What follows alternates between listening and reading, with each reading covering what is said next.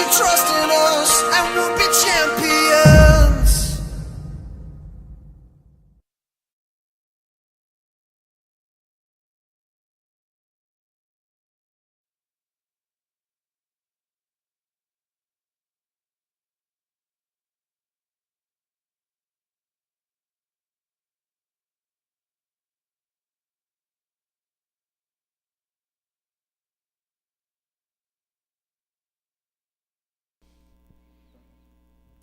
Boa noite a todos, 25 de outubro de 2018. Só que tu não ligou lá ainda.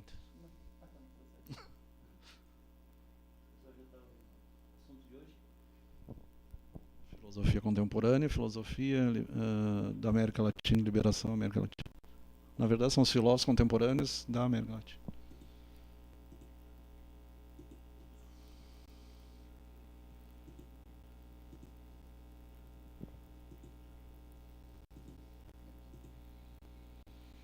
Então, filosofia latino-americana da liberação, Dr. Juan Marie Lois, alunos Fátima Bujar, José Zambranha, engenheiro José Veizaga, licenciado Georgina Flores e Dr. Júlio Coronado. Então, é um trabalho de graduação, acredito. Introdução. Então, tudo isso está no SlideShare. Nascido nos anos 60 em Córdoba, Argentina, o segundo Congresso Nacional de Filosofia. Posteriormente, como emancipação, nasce em Morelia, México, em 1975. Se conhece como pensamento crítico liberador, Augusto Salazar Bonde e Leopoldo Zea.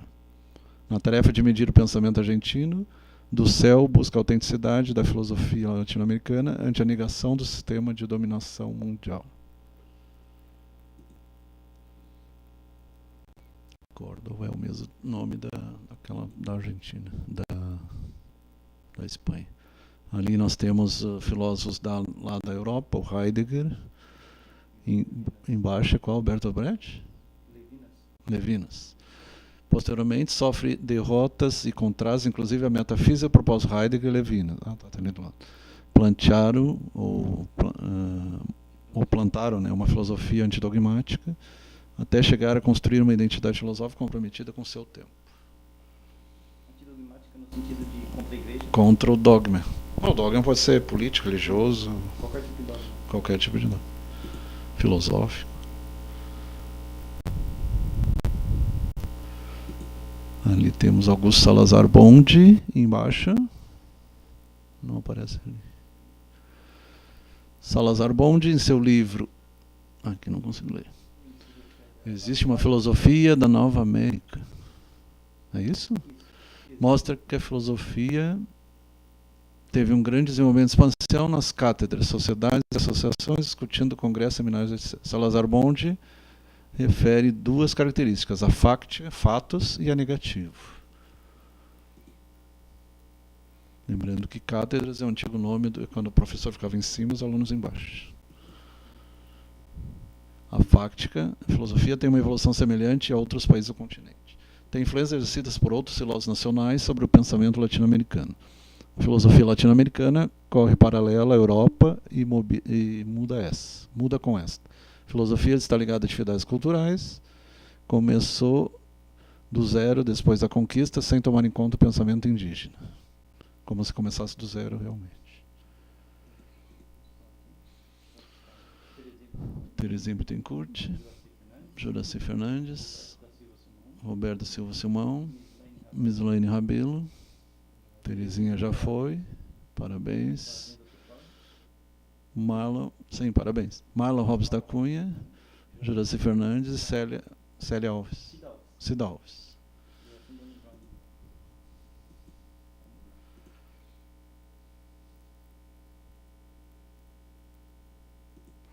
O que seria negativo? Tem sido imitativo da reflexão. Sentido imitativo da reflexão. Tem disposição aberta e restrita a aceitar produtos, teorias procedentes de outra cultura ocidental. Ausência de uma tendência metodológica, diz que as diferenças prevalecem sobre as conquistas da inquietude filosófica, de tal maneira que existem mitos que impedem de reconhecer a identidade histórica do ser latino-americano. Os latino-americanos são os índios? É. Então, filosofia pró-indígena. Pós-indígena. Pós-indígena.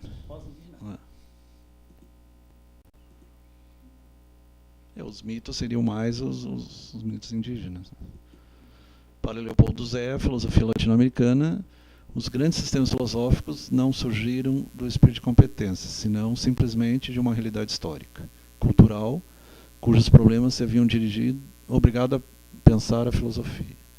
Também diz que a filosofia latino-americana não é inferior, senão distinta, diferente. Desde Platão até Comte, Augusto Comte, tem sido buscado justificar a ordem social para mudá-la. Zé disse que uma filosofia prestada, ainda que Bonge diz que a filosofia europeia não é estrangeira para nós. Influenciou a nossa.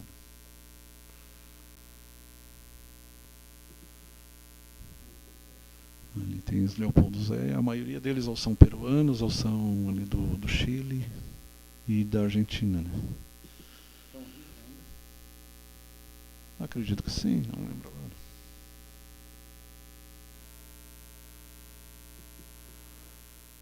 Ainda Leopoldo Zé. Para do céu, se não me engano, é alemão.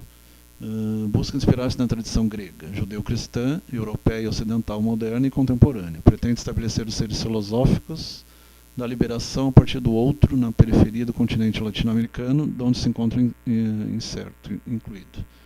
Nos faz uma resenha histórica, um resumo histórico e crítico como os anteriores, ainda que em algumas das obras posteriores se contradiz. Zé ao mesmo tempo Emílio, né? Zé, mas ali tem Henrique do Céu. Não sei te responder. Não sei te responder. Tem o primo meu que estudou filosofia, deve ter estudado esses caras. Abarca 3 movimentos. Ôntico, onto vem do ser, né? No século XIX, durante o auge da agricultura, a Argentina foi colonizada por europeus, pelos espanhóis, né? Surgindo o proletariado e, por sua vez, o positivismo aliado a teses socialistas de caráter conservador e antitradicionalista, José Ingeneiros. Posteriormente, existe uma reação ao positivismo de Comte, liberal, e Corne. E outros de Alberdi, conservador. Um liberal, outro conservador, que nem lá nos Estados Unidos. Ambos oligarcas e burgueses de Buenos Aires. Francisco Romero apoia do céu partindo de uma teoria de objetos de inspiração kantiana e schilleriana. Então, Kant e Schiller. Kant é aquele da razão prática e da razão teórica. Ali tem Corne.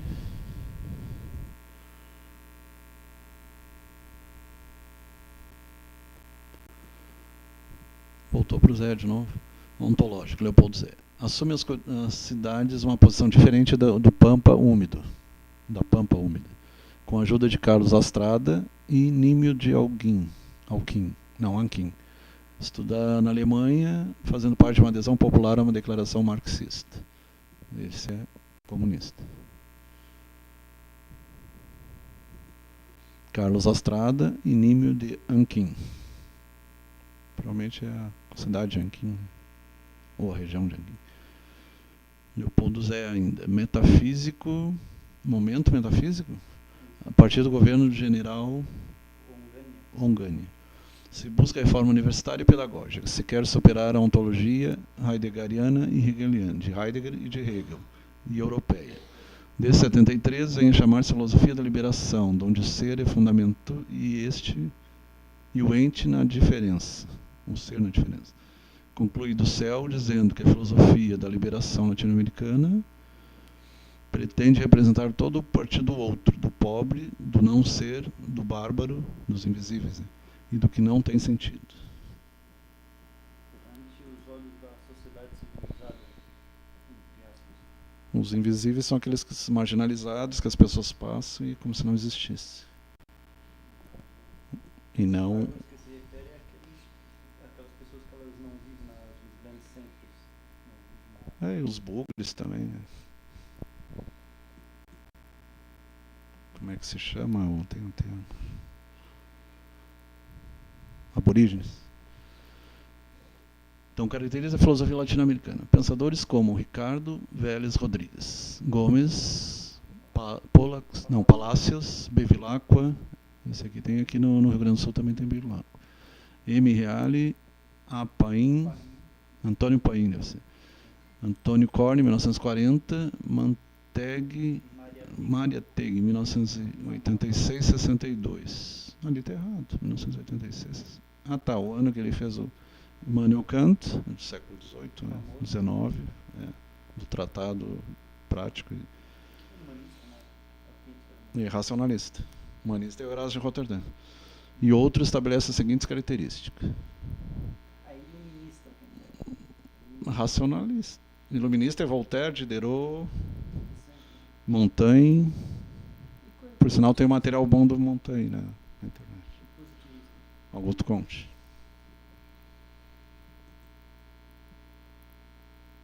Descartes era racionalista. Racionalista também. Ricardo Vélez Rodrigues e Gustavo Gutierrez Merino.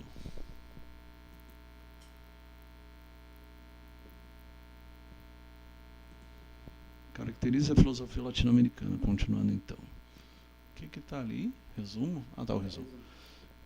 É autêntica, não se aprende no colégio. Tem que estar fora a parte. Antônio Corne diz que é autóctona, então nascido na comunidade, na coletividade humana, unificado por sentimentos, interesses, ideais, tradição, mesologia. É antropológica, porque está centrada na pessoa, no ser humano. A pessoa tem dignidade, Immanuel Kant, já falava na dignidade. É um ingrediente realista, Hegel. E esse bonde divide em fácticas e negativas.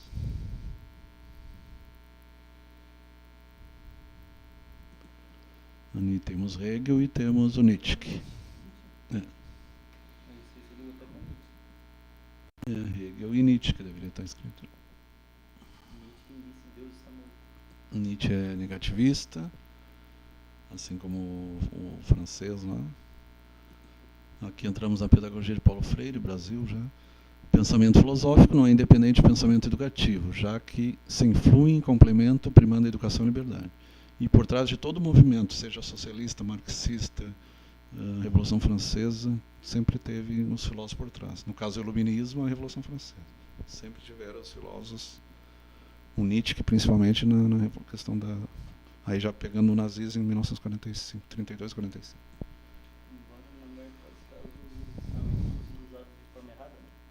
Para o lado mal, né? Para o lado mal. Inclusive, não é de agora.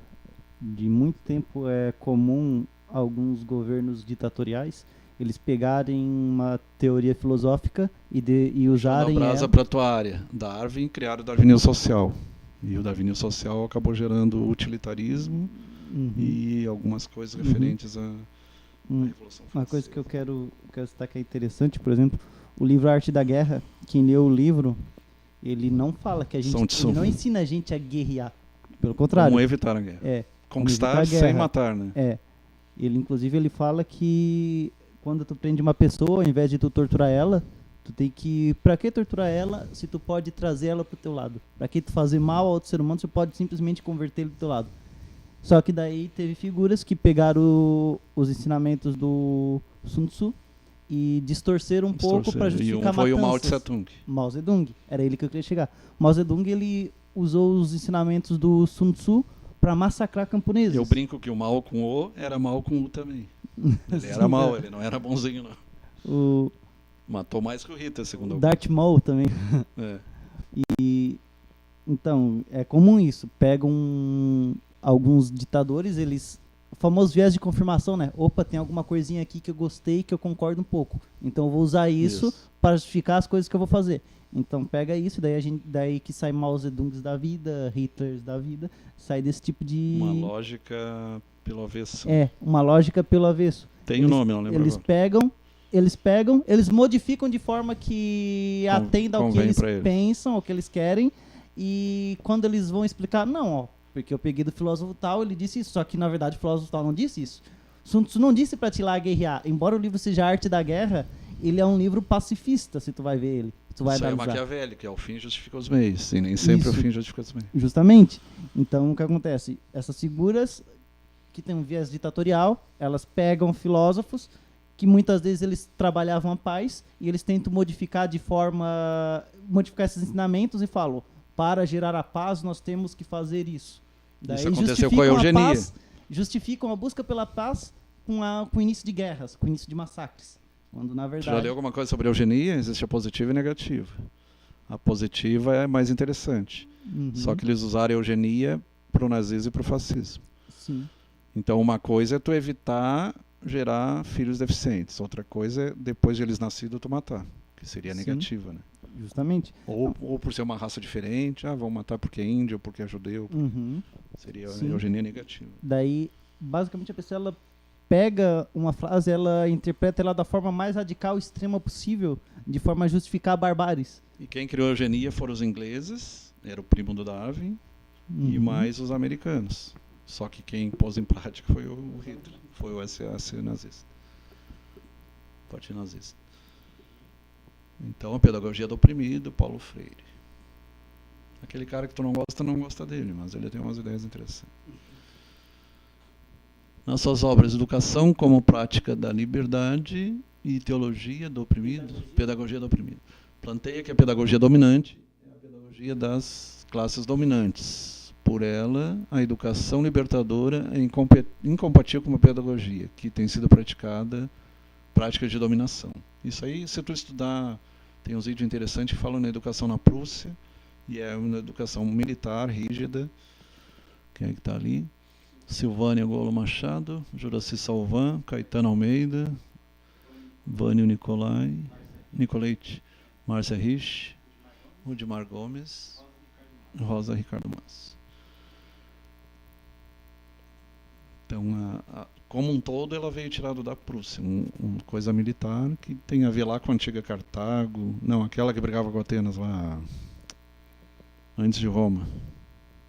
Aquela cidade militar lá, como é que era? Esparta, começou desde lá. Depois Roma. Os Estados Unidos hoje, se tu analisar, é a Roma de antigamente. As coisas meio que se repetem na história. A história tem repetições. Lembra Napoleão e Hitler, né? Que alguns dizem que é o mesmo, né? E eu acho que é o mesmo, porque tem muita similaridade entre um e outro. Se bem que a intenção era usar Napoleão para unificar a Europa. Era para criar a União Europeia no século XVIII, não em 1989, como foi. A prática da liberdade só se encontra expressão na pedagogia que o oprimido tenha condições de descobrir-se, conquistar-se como sujeito de seu próprio destino histórico. Tanto que na alfabetização de Paulo Freire ele utiliza, se o cara é construtor, ele vai aprender como escrever tijolo, como escrever areia, então vai usar as coisas do seu meio, que era o que Jesus fazia, né? Explicava o plantador, a semente, sempre com coisas do meio, e não trazendo... Onde é que um cara que mora numa comunidade vai, para ele, para que a fórmula de Bhaskara ou o teorema de Pitágoras, para ele não vai servir para nada. Com raras exceções, tem pessoas que nascem em comunidades e chegam até prêmios Nobel, né? Mas são exceções. Reflexiona a necessidade de uma escola democrática, baseada no povo, centrada no educando, então despertando o que ele tem dentro de si através de uma prática pedagógica. Ele foi perseguido, foi taxado de comunista, mas hoje o pessoal está estudando ele de novo. Ele planteia que o homem deve participar da transformação do mundo através da crítica e da realidade. Em seu livro A Pedagogia do Oprimido, diz que existem dois tipos de educação. A domesticadora, passiva em direção à opinião, que é a tradicional, né? Os alunos só escutam. Isso. Mas até pouco tempo atrás as nossas escolas eram assim também. E a libertadora, que concentra e desmistifica a realidade. Tanto que o professor hoje em dia, se ele não entrar na internet, nas redes sociais, em plataformas digitais, ele não consegue. Ele vai perder para o aluno. Muitas vezes o aluno tem mais conhecimento que ele, porque o aluno vai em busca. Hoje tu entra no Google, Wikipedia, tu descobre um monte de coisa. Para ignorância e desconhecimento, só para quem quer continuar. Só se não quiser estudar mesmo. A dialética, teoria e método, novidade e capacidade, supera contradição, educador e educando. Muitas vezes é um intercâmbio, eles estão em roda, tem muitas universidades, não sei se tem muitas universidades que já estão fazendo rodas, não ficar o professor em cima, os alunos embaixo, mas eles em formato de... Ou trabalham em equipe, né? Tudo em formato de roda. o educando é muito ativo e busca, tanto ele pergunta como responde, o seu rol histórico através da conscientização. Importante também o professor dizer, isso eu não sei, mas eu vou buscar e eu trago na próxima vez. Ele reconhecer que ele é limitado, que ele não é o dono da verdade. O Boff, eu pessoalmente me decepcionei com ele, porque ele foi para uma linha mais radical, mas ele, como pensava diferente, ele foi expulso da igreja. Começou depois da condição do Vaticano II, em 62, Conferência de Medellín, no Ceilã, Colômbia, em 68, suas ideologias sacerdotais. Gustavo Gutierrez Merino, peruano, Leonardo Boff, brasileiro, e aqui de Santa Catarina. Os assuntos centrais do concílio foram desenvolvimento dos países pobres, evangelização dos pobres e trabalhadores, necessidade que a igreja recupere seu rosto pobre evangélico. Isso aí o Papa está fazendo também. Trabalhar com o povo e não ficar explorando o povo. Coisa que muitos outros líderes religiosos fazem. Conferência Episcopal Latino-Americana, CELA. Só que ele tendeu muito para o marxismo, né? Por isso que eu discordo dele. Tendeu muito para o radicalismo. O ensino do magistério de João Paulo II, então vínculos com a teologia. Em 84 aprovou a instrução da Sagrada Congregação para a Doutrina da Fé, que é um nome novo para a antiga Inquisição, para quem não sabe, de onde critica o pensamento marxista. Tanto que eles mandaram ele ficar quieto, né? Outro ficar quieto e foi expulso da igreja. Que era o ex-papa, né? Que era o líder da doutrina. Em 85, o Sino dos Bispos desmascara a corrente de pensamento da teologia da libertação, que se apartava da fé e da igreja até o ponto de negá-la. Na verdade, ela propõe exatamente o oposto da teologia da prosperidade. São duas coisas completamente opostas. João Paulo II foi santificado, agora santificaram também o Paulo VI. Pessoalmente, eu acho um erro da igreja santificar tanta gente.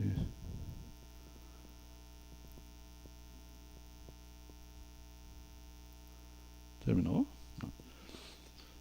Então, continuando a teologia da libertação assume uma análise com dois princípios, Marx. Primeiro, materialismo histórico, onde indica que a causa dos acontecimentos históricos são econômicos, a história é a história da luta de classe. E aí já vem desde Adam Smith e aquele outro lá do Leviathan, Thomas Hobbes. Né? Segundo a praxis da verdade, a prática, a verdade não é senão o que se faz, o que importa é a prática correta. Ortocorreta, praxis prática. E hoje se sabe que o materialismo, a rigor, não existe, né? Porque tudo é energia. Aí faz lembrar lá o Hermes, tudo é mental, tudo é energia. Jesus não é um verdadeiro Deus. Claro que não, ele é filho. Assim como nós, é o irmão mais velho. Senão alguém que lutou pela liberação dos pobres. A igreja deve tomar parte da luta e não ser neutra, já que equivale a estar com poderosos puebla média. E muitas vezes os sacerdotes estavam com os ricos, né? Então é uma coisa que alguns ficaram a favor do povo, mas na Idade Média principalmente. Na Idade Média muitas vezes tinham mais poder que os próprios reis. Daí até que os ponto templários, essas pessoas realmente são até que ponto realmente essas pessoas são adeptas de Deus, né? Porque elas se põem numa posição. Outros que fazem isso, adeptos não do Deus. Quando dá poder, tu vê se a pessoa está assim. Muitas dessas pessoas, para mim, não diferem muito dos antigos faraós. O que os faraós se apresentavam? Como representantes dos deuses. Mas eles se diziam filhos dos deuses. Só que são representantes, de certa forma, né? Assim como a família real britânica se diz descendente também. E muitos desses aqui, até ainda hoje... Por isso a ideia do sangue azul. Daí infelizmente, até ainda hoje, muitos deles ainda se dizem representantes de Deus, mas a gente vê que as práticas são contrárias. Embora exista a teoria do cruzamento de seres humanos com seres extraterrestres, e até lá na Bíblia, o cruzamento dos filhos de Deus com as filhas dos homens, até onde eu sei, é interessante buscar isso. Um futuro comentário. Se já descobriram um DNA extraterrestre e os famosos híbridos, filhos de extraterrestres com humanos ou o contrário. Ainda não sei, né? Desconheço. É interessante buscar. Tem um livro interessante que é A História Não Contada. A História Secreta do Homem. Que fala dos gigantes, dos extraterrestres. A escatologia é substituída pelo futuro de uma sociedade sem classes. Aí é complicado, né? Porque o próprio Jesus diz que pobres sempre tereis com vocês, junto com vocês. Mesmo falando de um só rebanho, um só pastor, ele diz que o pobre sempre teria. Os sacramentos são celebrações do povo que luta pela liberação. A fé é reduzida a uma fidelidade à história. Puebla, México, Igreja do Mar... Ah, tá, isso aí já foi. Mas na maior parte das vezes ela sempre andou junto com os ricos, né? Teologia da libertação, segundo o céu, com o movimento requer ser uma resposta de solidariedade aos despossuídos, os invisíveis, chamados também homens periféricos, porque vivem na periferia, nas comunidades, antigas favelas. É isso aí. Crianças Índigo na semana que vem, quinta-feira que vem. Boa noite. E o TESA mais ainda. O TESA vai ser 2 semanas, acho. Ou 3.